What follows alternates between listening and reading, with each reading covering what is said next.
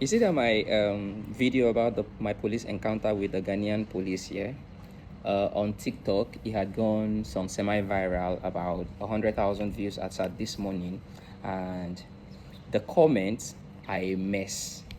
But it has only proven one thing that I have always known. I have been making content about countries for a while, and every time Nigeria is involved and it's one country versus Nigeria, one thing always stands out.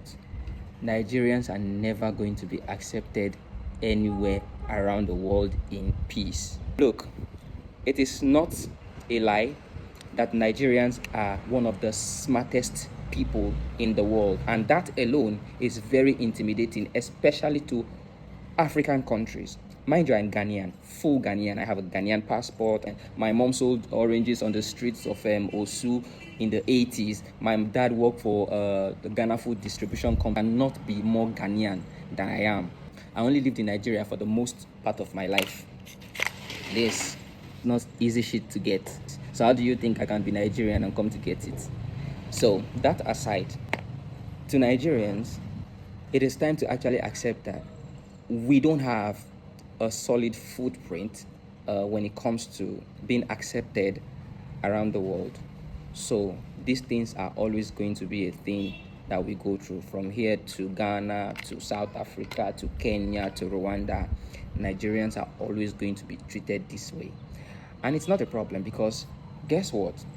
The smartness of the Nigerian, the business mind, the outspokenness, all these things are always going to be intimidating to anybody. I like to associate with that more, because what I have seen, especially with the way the police handle the situation, and what I have seen the Ghanaians talk about in the comments, these people are docile, they are not very outspoken, they would take anything thrown at them easily. So when they see somebody who can challenge status quo, you are considered rude and disrespectful. And that is not something that I want to deal with. That's not something I want to associate with. So at the end of the day, while this place is a nice place, safe place, crime rate is low, welcoming, hospitality is good, there's really nothing bad I can talk about. They are my people.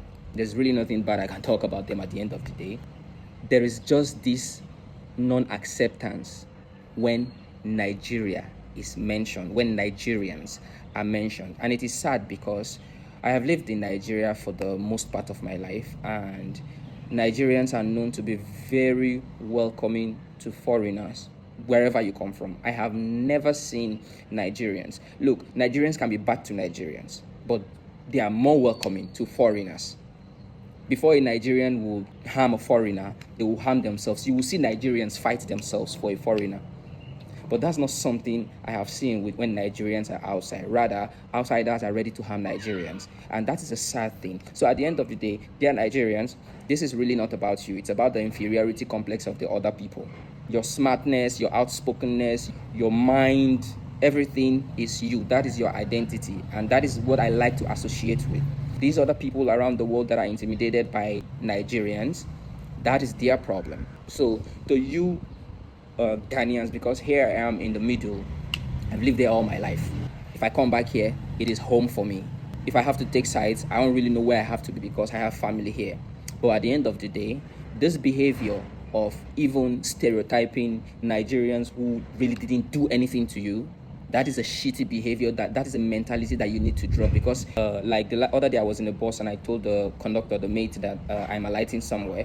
Everybody turned around to look at me. Of course, they spotted that I am different and I sound Nigerian. And from that moment on, even though they don't have ill intentions, there's always this stigma that I carry. It should stop.